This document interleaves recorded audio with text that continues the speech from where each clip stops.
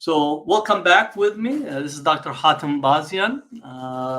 I have been covering the development in Palestine and what's going on, since the beginning of the events of October 7th and the unfolding genocide that we witnessed today and over the past 65 years in the Gaza Strip. So it's really an important question. Uh, why target SJP on college campuses? This began, as we know, with the shutting down of all of the SJPs in Florida by Governor DeSantis, followed by the SJP in the law school at Harvard, suspension in Colombia, both of Students for Justice in Palestine and also Jewish Voice for Peace student chapter, Brandeis University, Washington University. And now, today, we get the Rutgers University suspending SJB on the basis of violation of students' code of conduct. Now, let me actually be very clear. There are a number of tactics that have been used in the past, not only now, but in the past, to derail, to target, to demonize, to restrict activities of pro-Palestine student groups, SJP, and others. I call this phenomena checkpoints in academia.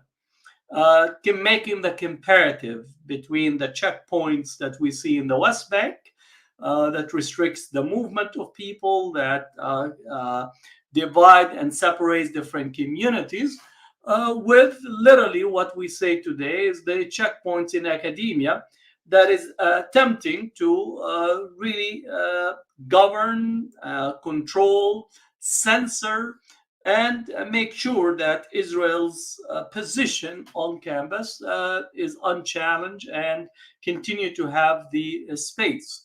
You would think that Israel, being a foreign state, that presidents and governing boards and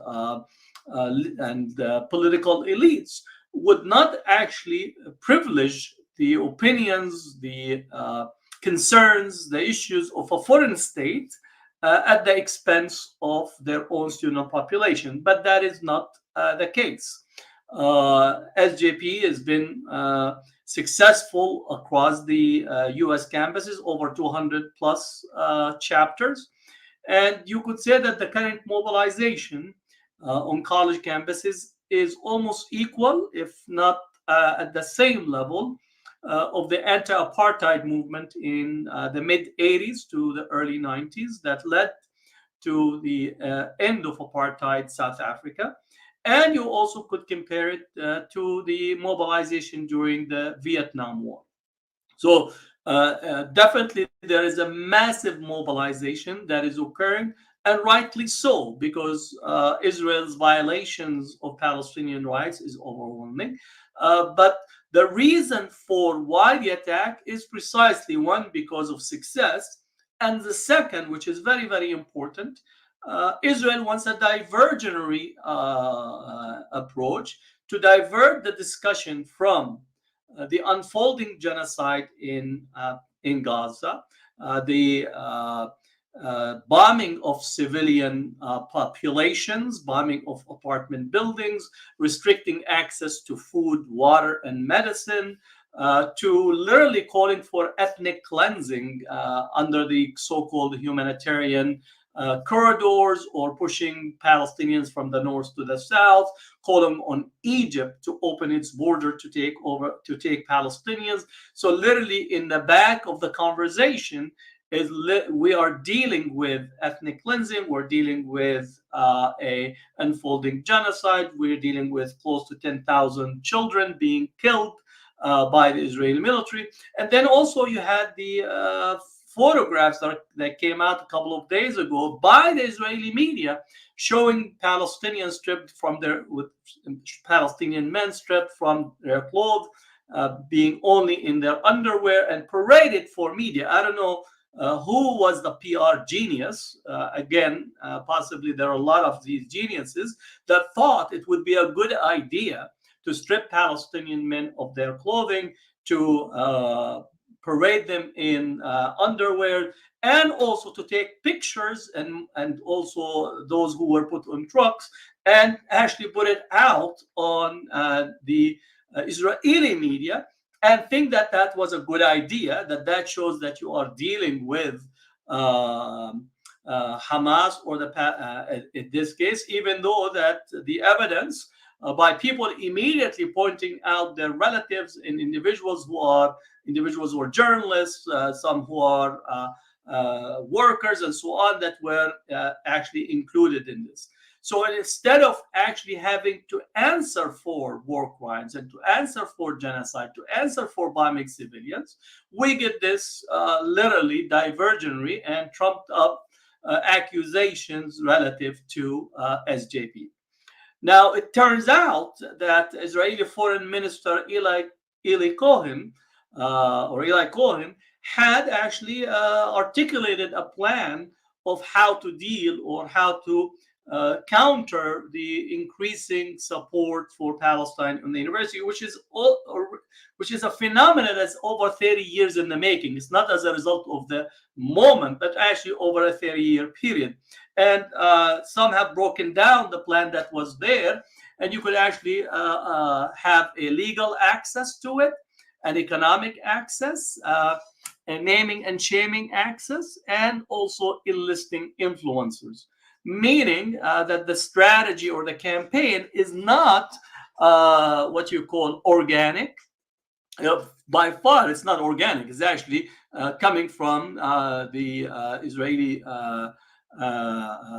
foreign ministry. And prior to that, actually, you had the Ministry of Strategic Affairs that was targeting pro-Palestine activists on college campuses. So this is actually something that is coordinated at the higher level. We also know that what's called under the 10-7 group that brought 5 major pro-Israel Zionist organizations in the United States, led by the ADL, American Jewish Committee, the APAC, the Committee of Presidents of Major Jewish Organizations, and the Jewish Federations, collectively are actually working together on a campaign. At the core of it, in essence, is to try to target the activism that takes place on campus, but also broadly pro-Palestine activism, including social media. So it's not surprising that some social media outlets like Meta itself have shut down some SJP accounts, in the hope of trying to transform or rescue the collapsing standing of Israel. Now, to make it sure to understand, Israel's standing, public standing, has collapsed to unprecedented levels. Some of it as a success of the activists, but first and foremost is the complete debacle that has been put forth by Netanyahu, Smotrich, Ben Gvir, and the whole host of the Israeli government. It seems that their attempt to try to rescue Israel's standing is basically just from one debacle to the other. And more importantly, not reading the global room. The global room is basically saying 153 countries are saying, calling for a ceasefire. Only 10 countries that have voted against the United Nations resolution, and only about 3 of those countries, really, you could say, have standing. So literally, Israel's, every time that it bombs a building, that it bombs and collapses an apartment complex and an apartment block, the end result that it is standing is collapsing globally. That people are seeing the images of children being pulled out of under the buildings. You're seeing the people living in tents. We're seeing the paraded Palestinians. All this collectively is no longer rescuable by Israel, and no amount of public relations, no amount of demonization of SJP or pro-Palestine activists, or even attempting right now to press university presidents to resign and to engage in a way that almost give an Israeli exceptionalism on college campus, as well as treat Palestinians, in essence, with restrictions on free speech. So this plan that is put out by Israeli Foreign Minister Eli Cohen, again, is targeting first and foremost the college campuses, with a combination of external pressure, internal pressure, and then seeking the suspension on the one hand, or complete demonization of SJP. Now, immediately after the October 7th, there was a call for closing SJP by trying to create an association between SJP and Hamas. And I actually said to Haaretz, in a Haaretz interview, that there is no single connection whatsoever between SJP and Hamas. I said they're more likely to find life in Mars than finding actually any linkages between SJP and Hamas. More importantly, we know for a fact that there was a correspondence between Prime Minister Netanyahu's office and Stephen Emerson, the Islamophobe par excellence, who runs the investigative project on terrorism. And literally, Netanyahu's office, Prime Minister's office, Israeli Prime Minister, is asking Emerson to try to find if there is any evidence to such a linkages. So interestingly enough, that the Prime Minister office, who has the Mossad, who has the intelligence service, the Shin Bet, the Shabak, all of this intelligence in Israel themselves have no evidence whatsoever.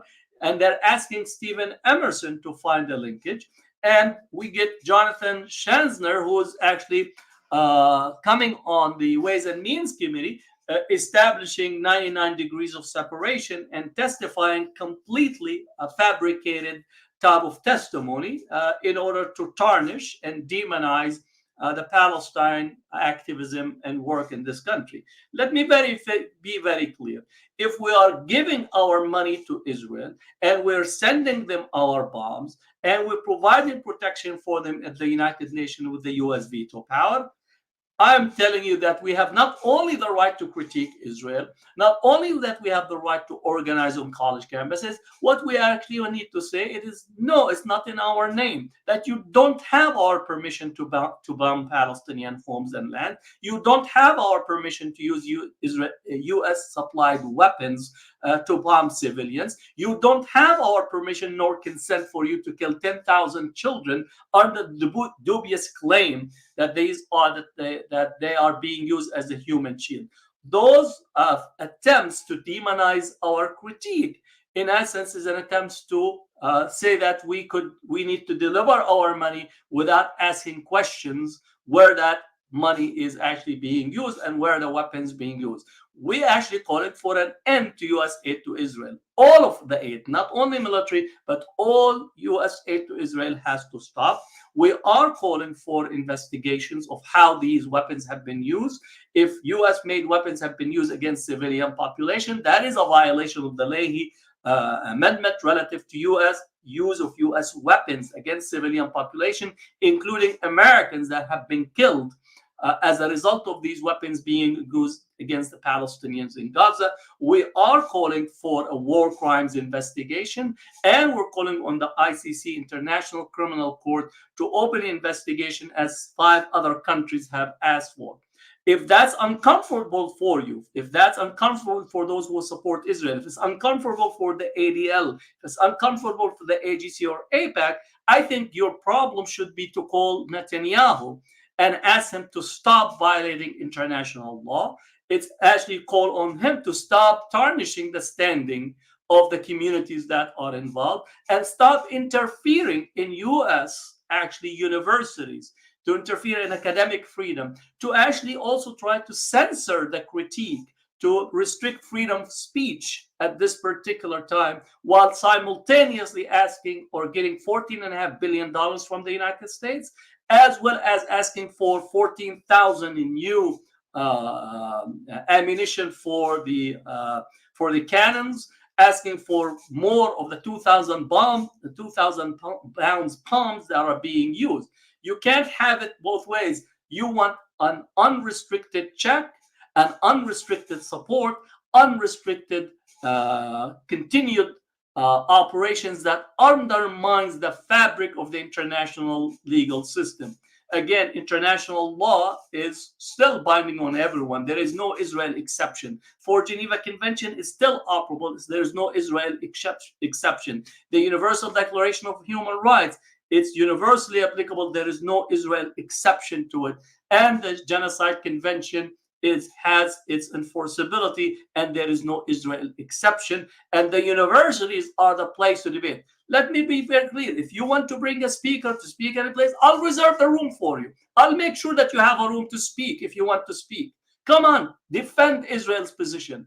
Welcome. Come defend Israel's position. Defend the right that you are. Defend the position of actually bombing Gaza, where 43% of the populations are children. So children or women are the primary victim. And you could actually use all your arguments about defend human shields and so on. You know that Israel used the human shield, the Palestinian human shield. Come out to the campus and defend the fact that you stripped the Palestinians of their clothes and paraded them for the media, took photographs, put them on a TV reel. Defend that position as you speak. Come out on the campuses and defend the fact that you are using phosphorus, both in Lebanon and also in the Gaza Strip. More importantly, come out and defend the settlements and the settlers who are running around in carrying out violent activities against the Palestinians with pogroms in different cities. Come out and actually defend the demolition of homes that has been going on. Come out and defend the checkpoints all over the West Bank. Come out and defend it. If you have a position, come out and defend the position and argue and discuss and make sure that you do so. But again, Israel's position is no longer tenable, because at the end of the day, all these issues are major violations of the Fourth Geneva Convention, major violations of international law. So instead of debating the issues, Israel wants to make SJP as the problem, wants to make the MSA as a problem, wants to make American Muslims Palestine the problem, wants to make Jewish bloc spheres the problem. So it's a diversionary tactic, so the issues are not discussed.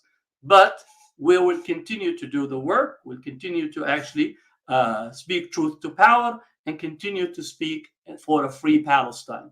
And thank you for listening to me. And hopefully we'll have another conversation in the future as I continue to discuss the development as I see them happen almost on a daily basis.